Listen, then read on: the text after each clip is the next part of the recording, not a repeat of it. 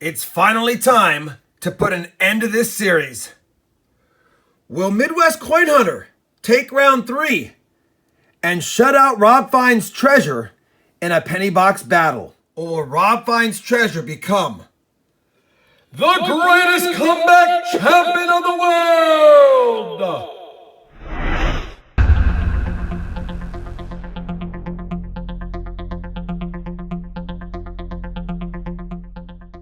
Hey everybody, it's Rob with RobFindsTreasure, and that's right, this is video 3, round 3 of the Midwest Coin Hunter boxes versus the RFT boxes, or Iowa versus Texas. Now, if you haven't seen the first 2 videos, be sure to check those out before you watch this one, so there's no spoilers.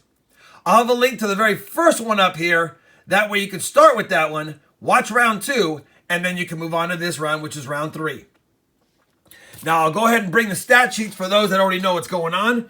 Midwest Coin Hunter took round 1 48.3 to 40.5. Pretty close. But then he took round 2 40.5 to 17. So I am down nearly 16 points per round, which means I need to win this round by about 32 points to take the series.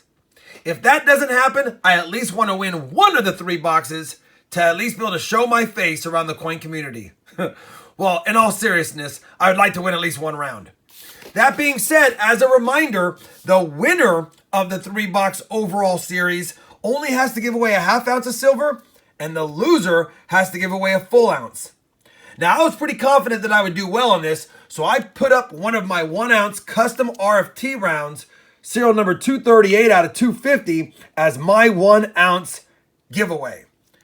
And if I were to win, instead of a half ounce, I had a nice 20-gram bar. Over a half ounce of silver. Can't get mad at that. So no matter what, this final video will determine which one I give away.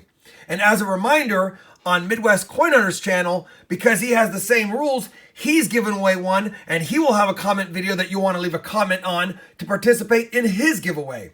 So if you're not a subscriber to his channel, you can either check his link down below or click the one I'm putting up there to make sure you're subscribed so you get the bell notification when he puts his announcement video out.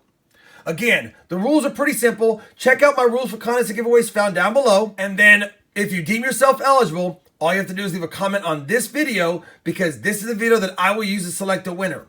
Pretty simple. Leave a comment on this video if you're eligible, you're entered in the giveaways. And then I will select one on a video that I post, and you'll see if you've won. Now that we've covered all the fancy schmancy rules, it's time to get into the boxes. And I'll tell you, I'm a little bit nervous about this box from Midwest Coin Hunter. If you watched Battle 2, he had a box full of copper, and this is the sister box to it. So is this another box full of copper? Who knows? I'm also nervous about my other box, because this is the sister box to the box that I had that only produced 6 wheat cents.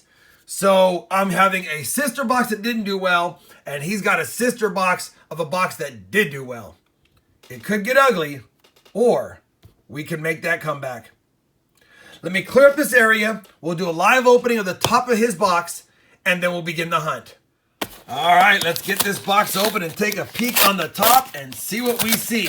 Now, we know it's circulated because it has the holes on the bottom, so we don't have to worry about that. But I do want to see if there's any wheat cent enders or if there's a lot of copper ends as well. So here we go. Let's get the light over here and take a really close look. You know, it doesn't look as coppery as the last box, to be honest. So maybe that's a good note for me. Who knows? Either way, it looks like we got a high relief 60s penny here. There are some copper ends, but no Wheaties are flashing out at me. That being said, I'm going to start the hunt. We'll kick it off with roll 1, and we'll bring it back in if we find something worth mentioning. Roll number 6 of Midwest Coin Hunter's box, and he's got his first wheat cent. And I think that is a 46 Denver. It is. Wheat cent number 1. Midwest Coin Hunter's on the board, and a few 59Ds. Roll 7 is going to yield wheat cent number 2. I can see it back here. Let's see what year it is. 1945. Oldest of the box. 2 so far. Roll number 9, and we're going to have our third wheat cent, and it surprised me because it's in a lot better shape than I thought. And it is a 1954 Philadelphia. Wheat cent number 3 for Midwest. Just grabbed roll 14 out of the box, opened it, flattened it out, and I can see a wheat cent, third coin in. This will be wheat cent number 4, and it's a 44D, which we may as well check for the D over S, which is not there. Either way, 4 wheat cents, and that's the oldest of the box. Roll 19, wheat cent number 5. 1956 Denver. Roll 24, wheat cent number 6. 1953 Denver. Oh, 53 is right there. Roll 31, first Canadian of the box. This is going to be a 1978. Roll 33 is going to yield wheat cent number 7 of the hunt. I already saw it. It's a 44D, so we'll check it for the D over S. And it's not. But still the 7th find of the box. Nothing older than 44, but 7 is a pretty good amount after 33 rolls. Roll 35, Canadian number 2, 2000. Roll 43, wheat cent number 8, facing us, 1957 Denver. Not in too bad a shape either. Well, we have finished Midwest Coin Hunter's box, and you know what? He kind of left the door open. It wasn't a great box. It wasn't terrible, but only 8 wheat cents and nothing older than the 244Ds that we found. Now, did get a couple of Canadians, 359s, and one pretty nice 1969 Denver. And technically, despite some of the scuffing on it, this is a pretty nice wheat cent as well. So I might give him some bonus points on the wheat cent since it is a nicer one than we usually find. But at the end of the day, that's not a lot of points.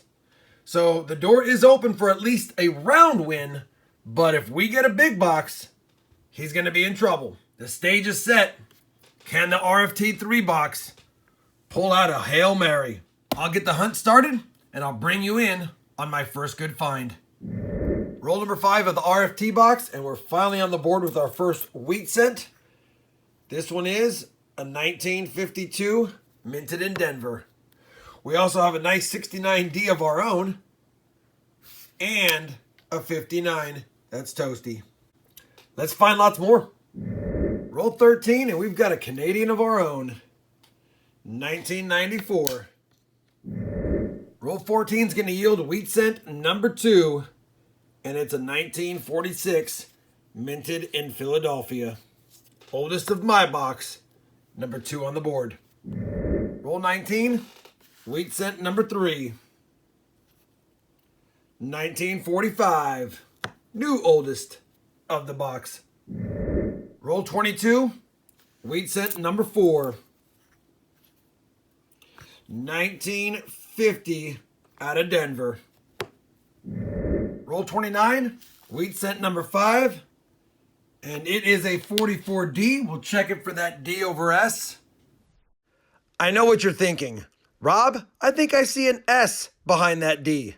Believe me, I thought I did too when I was editing this video, but I realized it wasn't under close examination. So don't worry, I didn't miss a D over S. Now let's get back to the hunt. And it is not. Creeping back a year at a time, that's now the oldest of my box. Roll 38, wheat cent number 6, another 52 Denver. Roll 40, wheat cent number 7, 1954 minted in San Francisco. Not in bad shape either. I will take any San Francisco minted wheat cent in decent shape. And that one makes me happy. We're on roll 44, and I'm going to find something that's going to score a pretty good amount of points because it is one of the varieties that I look for. Hunting this roll, sorting out some copper. I've got a 2009 Philadelphia minted Lincoln Formative Years cent under the microscope. And one of the airs you want to look for is an FS 807. Now I've got Variety Vista pulled up. I've got the 807 magnified view of the left hand. You can clearly see there's a little bit of a ghost finger here and a little bit of a pinching, if you will. If you go to mine, you can see the ghost finger and the pinching. So when you compare the images side by side, I think you can pretty much tell it's without a doubt an FS 807. Now, this is a pretty popular variety to look for. If I bring up the PCGS website right here, and I go to 2009 Lincoln Cents, which is the modern ones, of course. Now we'll go to 2009 Philadelphia, and we want the formative years, and we'll go with the red. This is the designation of the coloring, brown, and red. We'll go with the red, and we'll bring up the 807 right here. So if I bring up the 807, it'll take just a minute for it to load.